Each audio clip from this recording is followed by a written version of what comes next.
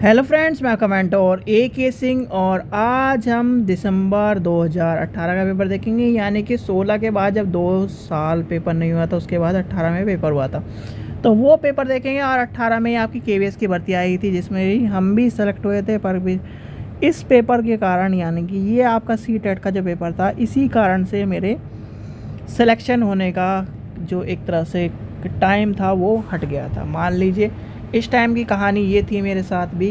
KVS ने बच्चों की मांग पर, क्योंकि CTET 2 साल बाद आया था, तो CTET में जिसने भी अप्लाई किया था उनको ये कह दिया था आप KVS में अपना CTET का जो रजिस्ट्रेशन नंबर है वो डालकर अपना फॉर्म भर दो, और अगर आप पास होते हो तो अप्लाई यानी कि इंटरव्यू के लिए कॉल आपको मिल जाएगी। तो वही किस्मत, यानी किस्मत का जो खेल हुआ कि KVS का एग्ज़ाम मैंने अच्छी तैयारी से पास कर लिया, और CTET का जो एग्ज़ाम था सिर्फ और सिर्फ 2 नंबर से मेरा रह गया, यानी कि 2 नंबर -2 नंबर से रह गया था। ये थी वो कहानी जिसके वजह से KVS में TGT का सिलेक्शन, मेरा TGT SST में मेरा सिलेक्शन नहीं हुआ था। तो इस पेपर को देखकर दुख भी होता है, और अब क्या कह सकते हैं, समय जो होता है तो वो होता ही है, क्या कह सकते हैं। तो इसलिए आप भी एक चीज़ पे जब इस तरह का टाइम आए कि 2 एग्ज़ाम एक साथ हो और दोनों को पास करना, क्या बोलते हैं, पास करना आपको इम्पोर्टेंट हो, जिससे इम्पोर्टेंट बिल्कुल कि एक के बिना आपको दूसरा बेकार हो जाएगा, तो आप दोनों पे 50-50% फोकस रखकर एग्ज़ाम को दीजिए। एक को ज़्यादा मैथ देकर ये मत के सोचिए कि एक को मैथ दे दूंगा और पास हो जाऊंगा, तो वो चीज़ आपके साथ इस तरह गड़बड़ कर जाती है। चलिए, तो क्वेश्चन नंबर, आज SST का पेपर देखते हैं, 2018 का पेपर है। क्वेश्चन नंबर 31 देखते हैं। पहला क्वेश्चन क्या रहा है, स्थल का एक संकरण भाग जो 2 भाग स्थलीय भागों में एक दूसरे से जोड़ता है, तो वो क्या कहलाता है, वो कहलाता है स्थल संधि, यानी कि ऑप्शन नंबर पहला हो जाएगा इसका आंसर।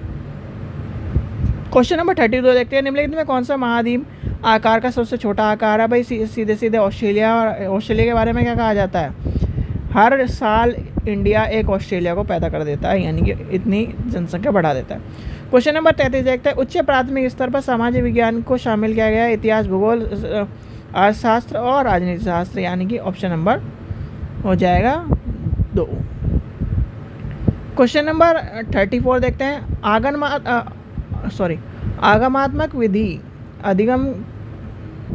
आगमात्मक अधिगम निम्नलिखित में से किस विधि का विरोधाभास करती है? तो वो किसके व्याख्यात्मक शिक्षण की बात करते हैं, यानी कि ऑप्शन नंबर 4 की बात कर रहा है। क्वेश्चन नंबर 35 देखते हैं। A और B के बारे में आलोचनात्मक सोच अवधारणा निर्माण करने के विचारों के प्रयोग के विस्तृत बढ़ावा देता है। दूसरा तर्क, देखिए इस तरह के क्वेश्चन अब नहीं आते, तो इसका आंसर वैसे तो पहला सही होगा, दूसरा गलत हो जाएगा, यानी कि ऑप्शन नंबर 4 हो जाएगा इसका आंसर। ये ध्यान रखना, इस तरह के क्वेश्चन अब नहीं आते, आपको देखने के लिए भी नहीं मिलेंगे। क्वेश्चन नंबर 36 देखते हैं। अनुभाज्य सूक्ष्म, यानी कि अनुभाज्य साक्ष्य क्या है? और एक तरह से एक साक्ष्य के बारे में और एक सूक्ष्म के बारे में, तो ये है नहीं क्वेश्चन साक्ष्य के बारे में। तो इसका क्वेश्चन का आंसर क्या है, इंद्रियों के माध्यम से वस्तुओं की वास्तविक दुनिया में एकत्र आंकड़े को लाना, यानी कि एक सूक्ष्म वाला भी क्वेश्चन है, मुझे याद नहीं आ रहा पूरा क्वेश्चन क्या है। अनुभाज्य सूक्ष्म कहते हैं उसे, पता नहीं क्या है, कौन सा सूक्ष्म कहते हैं, वो ज्योग्राफी में आपको मिलेगा, वो भी ज्योग्राफी के भी बायोलॉजिकल, मतलब उसके जो एल्गी टाइप वाले पार्ट में उसमें है, जहाँ से वो मुझे याद नहीं आ रहा, अभी मैं देख के अगर होगा तो मैं बता दूंगा। क्वेश्चन नंबर 37 देखते हैं। भौतिक विशेषताओं का मॉडल प्रतिक्रियात्मक शिक्षण के लिए सबसे अधिक उपयोगी होगा, तो वो कौन सा होगा, भूगोल, यानी कि भूगोल में आपको सारी चीज़ें मिलेंगी, भौतिक से जगत से जुड़ी, एनवायरनमेंट से जुड़ी, वो सब चीज़ें आ जाएंगी। क्वेश्चन नंबर 38 देखते हैं। स्थानीय समाचार पत्र में मौसम की जानकारी का संग्रह किस प्रकार का स्रोत है? तो हो जाएगा प्राथमिक स्रोत, यानी कि आपका हो जाएगा प्राथमिक स्रोत। क्वेश्चन नंबर 39 देखते हैं। सीखने की क्षमता वाले शिक्षार्थी किस प्रकार की कक्षा में अन्य छात्रों के साथ सीखते हैं? तो क्या सीखते हैं, समावेशी, यानी कि पहला इसका आंसर हो जाएगा ऑप्शन नंबर B, समावेशी, याद रखना। चलिए, क्वेश्चन नंबर 40 देखते हैं। निम्नलिखित सिद्धांतों में से किसमें सभी बच्चों के विकास के समान अनुक्रम में गुजरते हैं लेकिन विभिन्न दरों से हैं, इसलिए शिक्षक को पूरी तरह से शिक्षक कक्षा के लिए नहीं बल्कि व्यक्तिगत बच्चों के छोटे समूह। देखिए इतना बड़ा क्वेश्चन अब प्याजे का क्वेश्चन नहीं आता, प्याजे का संकल्पना है। प्याजे के क्वेश्चन में व्यक्तिगत भिन्नता वाला क्वेश्चन आ जाता है और जो व्यक्तिगत भिन्नता में उससे गुजरता है, व्यक्तिगत भिन्नता से संबंधित कौन सा आपका किसने सिद्धांत दिया, तो ये आ जाएगा प्याजे, जेम्स पियाजे। क्वेश्चन नंबर 41 देखते हैं। कक्षा में सरकारी शिक्षा को बढ़ावा देने के लिए एक शिक्षक को चाहिए, क्या चाहिए, छात्रों को बहस और चर्चा में लाया जाए, यानी कि आपको छात्रों को क्या करना है, जो टॉपिक आपसे पूछा यानी टॉपिक पढ़ा रहे हो उसमें पूरी तरह से प्रश्न पूछना, बहस करना, ये सब चीज़ें इन्वॉल्व करवानी चाहिए। क्वेश्चन नंबर 42 देखते हैं। एक आत्मनिर्देश आत्म अनुशासित सोच जो एक उचित तरीके से गुणवत्ता के उचित यानी कि उच्चतम स्तर पर तार्किक करने की यानी कि तर्क करने की बात करता है, तो वो क्या हो जाएगा, आलोचनात्मक सोच, यानी कि आलोचनात्मक सोच आ जाएगी जब तर्क करने की बात आ जाए, उच्च स्तर की बात आ जाए, गुणवत्ता की बात आ जाए, आत्म अनुशासन की बात आएगी, आत्मनिर्देश की बात आ जाएगी, तो इतने सब क्या आ जाएगा, आलोचनात्मक सोच आ जाएगी। क्वेश्चन नंबर 43 देखते हैं। अजंता की चित्रकला के इस्तेमाल के लिए किए गए रंगों का प्रयोग, तो वो थे पेड़ पौधों के और खनिजों के रंग हैं। भाई आपने आज भी इंडिया में पेड़ पौधों फूलों से रंग बनते हुए देखे होंगे और जिसे प्राकृतिक रंग कहे जाते हैं, और बहुत सारे जैसे जब ब्रज की होली खेली जाती है और मथुरा में जब होली खेली जाती है उसमें आपने देखा होगा कहा जाता है कि प्राकृतिक रंगों का प्रयोग करा जाता है। तो प्राकृतिक रंग क्या है, जो आपके मान लीजिए सनफ्लावर है, गुलाब है, इनको सुखाकर मतलब प्रोसेस कर उनको उसके रंग बनाए जाते हैं और वो रंग क्या होते हैं, इम्पोर्टेंट होते हैं। क्वेश्चन नंबर 44 देखते हैं। सबसे पुरानी पांडुलिपि डैश पर लिखी गई थी, तो क्या है, ताड़पत्रों पर, यानी कि ऑप्शन नंबर 4 हो जाएगा इसका आंसर, ताड़पत्रों पर। क्वेश्चन नंबर 45 देखते हैं। मानव इतिहास में निम्नलिखित में से कौन सी अवधि या काल सबसे लंबा रहा है, तो आपको ये तो कई बार क्वेश्चन आ चुका है, यानी कि 3 बार हमने पढ़ चुका है, तो ये आपको पता है पूरा पाषाण काल है, यानी कि ऑप्शन नंबर 4 हो जाएगा इसका आंसर। क्वेश्चन नंबर 46 देखते हैं। ए और बी पढ़िए। मेहरगढ़ पाकिस्तान के बुलंद द्वारा पास किया गया उपज मैदान है, यह खेत परिश्रम, देखिए इसका जो आपको आंसर मिलेगा, ये खेती और पशुपालन के साक्ष्य मिले हैं, बिल्कुल मिले हैं, साक्ष्य तो मिले ही हैं, और ये एक उपजाऊ वाला मैदान है, यानी कि मेहरगढ़ पाकिस्तान का है, ये भी इम्पोर्टेंट है, तो यानी कि दोनों हो जाएंगे इसका आंसर। दोनों में कौन सा दिख रहा है, ए बी हो जाएगा, सी। क्वेश्चन नंबर, और ये क्वेश्चन देखो बच्चों इस तरह से नहीं मिला, इस तरह से मिला है, ये एक क्वेश्चन बना दिया और ये दूसरा क्वेश्चन बना दिया, इस तरह से पूछा गया है। क्वेश्चन नंबर 47 देखते हैं। भारत के निम्नलिखित राज्यों में से कौन सा एक राज्य हड़प्पा नगर के सबसे संख्या यानी कि सबसे बड़ी संख्या वाला राज्य है, तो वह है गुजरात, यानी कि सबसे बड़ी संख्या वाला नगर वाला जो है गुजरात है। क्वेश्चन नंबर 48 देखते हैं। ऋग्वेद मूल रूप से निम्नलिखित में से किस भाषा में है, तो आपको पता है संस्कृत भाषा में, तो यानी कि ऑप्शन नंबर सी हो जाएगा।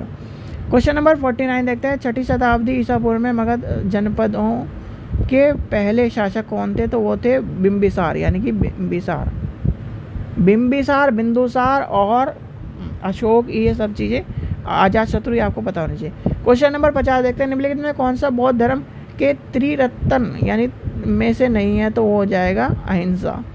अहिंसा नहीं है, अहिंसा, और अहिंसा के बारे में बौद्ध धर्म और जैन धर्म दोनों ही कहते हैं, और एक चीज़ कॉमन यही है कि अहिंसा, और दूसरी कॉमन चीज़ क्या है, घर को त्याग करने से ही ज्ञान की प्राप्ति होती है, बौद्ध और जैन दोनों ही कहते हैं। चलिए आगे चलते हैं। क्वेश्चन नंबर क्या कह रहा है, 51 क्या कह रहा है। निम्नलिखित में कौन सा राज्यसभा के सदस्य को चुनाव करता है, तो वो क्या है, विधानसभा के सदस्य यानी कि विधायिका। चलिए आगे चलते हैं। क्वेश्चन नंबर 52 देखते हैं। भारत द्वारा निम्नलिखित में से किस शासन प्रणाली को अपनाया गया, तो भाई शासन प्रणाली संसदीय और संघीय शासन प्रणाली को अपनाया गया, यानी कि ऑप्शन नंबर 3 आ जाएगा इसका आंसर। अनुसूचित जाति के लिए कितने संसदीय निर्वाचन क्षेत्र आरक्षित है, तो वो क्या हो जाएगा, ऑप्शन नंबर 81 हो जाएगा, यानी कि पहला हो जाएगा 84। क्वेश्चन नंबर 54 देखते हैं। भारत के स्पष्टता प्रथा के बारे में निम्नलिखित कौन सा मौलिक है, तो ये आपको 17 पता है, आपको 17 का अधिकार समान यानी कि समानता का अधिकार, और अनुच्छेद कौन सा कहता है, अनुच्छेद कौन सा कह रहा है? 17, यानी कि अनुच्छेद 17 के बारे में बात करके गए। क्वेश्चन नंबर 55 देखते हैं, भारत के संविधान के अनुसार निम्नलिखित में कौन सा मौलिक अधिकार नहीं है? तो कौन सा है? संपत्ति का अधिकार, यानी कि संपत्ति का अधिकार कहाँ चला गया? 300A में, यानी कि 300A में आ गया है। क्वेश्चन नंबर 56 देखते हैं, अस्पष्टता डैश के आधार पर भेदभाव के संदर्भित करती है। तो किसकी बात करती है? जाति की, यानी कि जाति की बात कर रहा है। चलिए आगे चलते हैं। 57 देखते हैं, मुख्यमंत्री को कौन नियुक्त करता है? तो मुख्यमंत्री को कौन नियुक्त करता है? राज्यपाल, यानी कि ऑप्शन नंबर सी हो जाएगा इसका आंसर। क्वेश्चन नंबर 58 देखते हैं, राज्यपाल को कौन नियुक्त करता है? तो राज्यपाल को आपको पता ही है मुख्यमंत्री, यानी कि सॉरी प्रधानमंत्री नियुक्त करता है। नहीं, सॉरी, राज्यपाल को तो राष्ट्रपति करता है, क्योंकि कहा गया है ना कि पॉलिटिकल में आपने पढ़ा भी होगा कि राष्ट्रपति का जो जासूस है वो राज्यपाल को कहा जाता है। राज्यपाल यानी कि जो केंद्र का जासूस है उस कहा जाता है राज्यपाल को, और क्या कर रहा है? केंद्र उसे हर राज्य में भेजे रखता है, तो वो एक तरह से पॉलिटिकल की भाषा में कहा जाता है उसे जासूस। क्वेश्चन नंबर 59 देखते हैं, प्रधानमंत्री का चुनाव कौन कराता है? तो कौन कराता है? संसद कराती है, यानी कि ऑप्शन नंबर बी हो जाएगा इसका आंसर। क्वेश्चन नंबर 60 देखते हैं, निम्नलिखित में कौन से भारत का पहला नागरिक कहलाता है? तो वो होता है राष्ट्रपति, याद रख लेना, इसलिए उसकी गाड़ी पर कोई भी नंबर नहीं होता। क्वेश्चन नंबर 61 देखते हैं, निम्नलिखित में से किसको भारत के राज्य का पहला नागरिक माना जाता है? तो वो हो जाता है राज्यपाल। भाई देखो इतना जो था, यानी कि एक साथ ही दोनों क्वेश्चन दे दिए।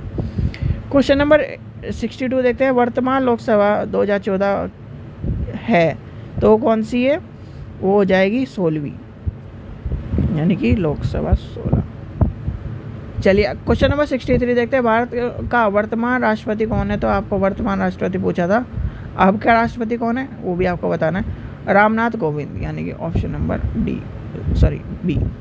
सी। 64 देखते हैं, भारत के संविधान में निम्नलिखित में कौन सा उल्लेख नहीं है? तो वो कौन सा है? राजनीतिक दलों के नाम। राजनीतिक दलों के नाम नहीं है, राजनीतिक दलों के नाम। और ये भी क्वेश्चन आ चुका CBT एग्जाम में कि वर्तमान में भारत में राजनीतिक दल कितने हैं जिनको मान्यता मिली हुई है, ये क्वेश्चन पूछा गया है। तो क्वेश्चन नंबर 65 देखते हैं, राज्यसभा के सदस्यों के कौन से नामांकन करता है? तो नामांकन आपको पता ही है कौन करता है? राष्ट्रपति करता है, यानी कि ऑप्शन नंबर 4 हो जाएगा इसका आंसर। क्वेश्चन नंबर 66 कह रहा है, निम्नलिखित में से कौन सा भारत के संविधान सभा का अध्यक्ष है? तो कौन था? राजेंद्र प्रसाद जी थे, राजेंद्र प्रसाद। और जो अंबेडकर जी थे वो क्या थे? अंबेडकर जी ने उसका निर्माण किया। जवाहरलाल, चलिए आपको पता, प्रारूप समिति का अध्यक्ष कौन था और निर्माणकर्ता कौन था, इसके स्रोतों गठित करने वाला कौन था, ये सबसे क्वेश्चन पूछे गए। निम्नलिखित नेक्स्ट क्वेश्चन देखते हैं 67, निम्नलिखित में कौन सा भारत के एक मात्र भारतीय गवर्नर जनरल थे? तो होते सी गोपालाचारी, यानी कि इसके बाद कोई गवर्नर जनरल नहीं बना। चलिए आगे चलते हैं। 68 देखते हैं। क्वेश्चन नंबर 68, भारतीय संविधान को कब अपनाया गया? भाई अपनाने की बात आती है तो क्या नाम 26 नवंबर 1949 को, और यानी कि एक तरह से बन के तैयार हुआ, ये वही डेट है, अपनाया गया वही। और जब बात आती है 26 जनवरी 1950 को ये पूरी तरह से तैयार होकर भारतीय संविधान को लिए अप्लाई कर दिया गया था। क्वेश्चन नंबर 69 देखते हैं, निम्नलिखित में किसे भारत की रियासतों एकत्र करने का? भाई सीधे बात है सरदार पटेल जी। और सरदार पटेल जी ना होते तो आज हम क्या करते? मान लीजिए मैं दिल्ली में हूँ, तो दिल्ली से मुझे कहाँ जाना है? गाजियाबाद जाना है या मेरठ जाना है, तो मैं क्या करता? यहाँ पहले गाजियाबाद से परमिट लेता, फिर मेरठ से परमिट लेता, तो इस तरह के हाल हो जाते। क्वेश्चन नंबर 70 देखते हैं, निम्नलिखित में कौन सा भारत के संविधान के समृद्धि सूची के मामले में कार्य करता है? तो समृद्धि सूची केंद्र और राज्य सरकार के, यानी कि ऑप्शन नंबर 4 हो जाएगा इसका आंसर। क्वेश्चन नंबर 77 देखते हैं, निम्नलिखित में कौन सा भारत के संविधान सभा का मसौदा समिति का अध्यक्ष था? मसौदा समिति कौन सा है? अम्बेडकर जी। अभी वही ऊपर पूछ रहे थे, मसौदा तैयार करने वाला। क्वेश्चन नंबर 72 देखते हैं, 28वीं सदी में किसके नेतृत्व में बंगाल का धीरे धीरे मुगल को नियंत्रण किया है? तो वो था मुर्शिद कुल खान, यानी कि ऑप्शन नंबर 4 हो जाएगा इसका आंसर। चलिए क्वेश्चन नंबर 73 देखते हैं। 73 निम्नलिखित में कौन सा गवर्नर जनरल ने फैसला किया था कि बहादुर शाह जफर, भाई ये कल भी आपसे क्वेश्चन पूछा गया था और आज भी आपको पता है कि कर्जन यानी कैनिन था। कैन जो कैन पीते हैं वो उन्होंने कर दिया था आखिरी। क्वेश्चन नंबर 74 देखते हैं। गवर्नर जनरल ने घोषित किया था कि अवध पर गलत तरीके से शासन किया जा रहा है, उचित प्रशासनिक सुनिश्चित करने के लिए ब्रिटिश सरकार की आवश्यकता थी। तो कौन है? डलहौजी, यानी कि ऑप्शन नंबर 2 हो जाएगा इसका आंसर।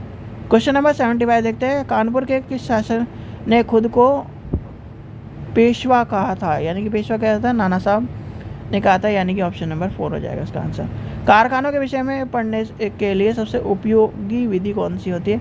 यानी कि कारखानों का या तो चित्रण दिखाया जाए या उनको लेके जाया जाए। चित्रण दिखाना होगा। कारखानों को यात्रा आयोजन किया जाए, यानी कि यात्रा और आयोजन करा है, तो यानी कि भ्रमण शैली का। ईडूसैट क्या है? ईडूसैट आपको पता है एजुकेशन सैटेलाइट है, तो ये हो जाएगा ऑप्शन। रॉकेट जिसका प्रयोग मानव निर्माण यानी कि एक सूर्य के कक्षा में नहीं, ये एक मानवकृत यानी कि मानव निर्मित उपग्रह है। क्वेश्चन नंबर 78 देखते हैं। पंचवाणी और बीजक किसके है? कबीर के, यानी कि इम्पोर्टेंट है। चलिए आगे चलते हैं। क्वेश्चन नंबर 79 देखते हैं। एलोरा गुफा के विभिन्न चित्रण के विष्णु के नरसिंह तथा पुरुष के रूप में दिखाई देता है, तो वो कौन सा है? राष्ट्रकूट, यानी कि ऑप्शन नंबर पहला हो जाएगा इसका आंसर। क्वेश्चन नंबर 80 देखते हैं। निम्नलिखित में कौन सा संगठन उपनिषद के आस्था रखता है? तो वो कौन सा है? ब्रह्म समाज, यानी कि ऑप्शन नंबर 4 आ जाएगा इसका आंसर। क्वेश्चन नंबर 81 देखते हैं। वार्गदर्शी का प्रयोग मापने के लिए किया जाता है, तो वो क्या हो जाता है? वायु दिशा। क्वेश्चन नंबर 82 देखते हैं। वायुमंडल के निम्नलिखित में कौन सी परत रेडियो तरंगे को संरक्षण करने में मदद करती है? तो वो हो जाए वायुमंडल। यानी कि आपको ये जो ये वाला क्वेश्चन था, ये इससे पहले वाले यानी 2016 सितंबर वाले में मैच द फॉलोइंग के रूप में मिला था। शोमंडल, वायुमंडल, इस तरह का वो आपको बताया गया था। क्वेश्चन नंबर 83 देखते हैं। पृथ्वी की विभिन्न परतों में से कौन सा आंतरिक और बाह्य परत का पहचान कराइए? तो बाह्य और आंतरिक कौन सी हो जाएंगी? आगे चलते हैं। आंतरिक कोड, बाह्य कोड और मेंटल, यानी कि ऑप्शन नंबर 3 हो जाएगा इसका आंसर। 84 देखते। दिए गए आरेख में सूर्य, पृथ्वी और चंद्रमा की स्थिति को ध्यान में रखते हुए बताइए कि यह क्या कर रहा है? तो भाई इसका सीधे ज्वार भाटा उत्पन्न कर देगा, यानी कि एक तरह से तूफान ला देगा। क्वेश्चन नंबर 75 देखते हैं। जब नदी मैदान में प्रवेश करती है तो ये मुड़ जाती है और बड़े मोड़ को, तो सीधे 20, यानी कि ऑप्शन नंबर 2 कह रहा है। क्वेश्चन नंबर 86 देखते हैं। अधिकांश दुर्गम क्षेत्र में और आपदाओं के समय लोगों को बचाने के लिए भोजन, जल और कपड़े, दवाइयों को वितरण करने के लिए यातायात का कौन सा बेहतर तरीका है? तो वो हो जाएगा वायुयान, यानी वायुयान से ऊपर से सामान क्या टपकाए जाते हैं। क्वेश्चन नंबर 87 देखते हैं। भूगोल की वह शाखा जो स्पष्ट मानव जनसंख्या की संरचनाओं के विषय में कौन सी है? तो वो हो जाएगा जनसंख्या की कारण, यानी कि ऑप्शन नंबर 2 हो जाएगा इसका आंसर। क्वेश्चन नंबर 88 देखते हैं। ए और बी के बारे में। सूर्य गुजरात में है, अरुणाचल प्रदेश के 2 घंटे बाद निकलता है, बिल्कुल सही बात है। अरुणाचल प्रदेश और गुजरात की तुलना में अक्षांशों की, तो ये आंसर हो जाएगा आपका ए और दोनों सही है। स्पष्टीकरण सही नहीं करते, यानी कि दोनों सही है पर स्पष्टीकरण सही नहीं करते। चलिए क्वेश्चन नंबर 89 देखते हैं। निम्नलिखित में कौन सा ऊर्जा का गैर परंपरागत स्रोत है? तो वो है सौर ऊर्जा। ठीक है, चलिए आगे चलते हैं। क्वेश्चन नंबर 90 देखते हैं। विशेष रूप से निर्मित टैंकों और तालाबों में मछली का प्रजनन कहलाता है, तो वो कहलाता है फिशिकल्चर, यानी कि फिशिकल्चर। ठीक है बच्चों, तो ये थे आपके क्वेश्चन 2018 के पेपर के। और इसके बाद आपका कौन सा पेपर है? 2019 का पेपर होगा, तो उसे भी देखेंगे। चलिए आज का क्या नाम, ये जो पेपर था आपको पता चल गया होगा क्यों इसमें, यानी कि बहुत सारे कट कॉपी पेस्ट भी थे आंसर, यानी कि जो बच्चे ने पढ़े वो नहीं मिला, कट कॉपी पेस्ट ही मिला था। इसलिए मैं कहता हूँ आपको ओल्ड पेपर पढ़ने के लिए। ठीक है बच्चों, चलिए आशा करता हूँ आपको वीडियो पसंद आई तो लाइक करें, चैनल को सब्सक्राइब करें, वीडियो को ज़्यादा से शेयर करें। Thank you.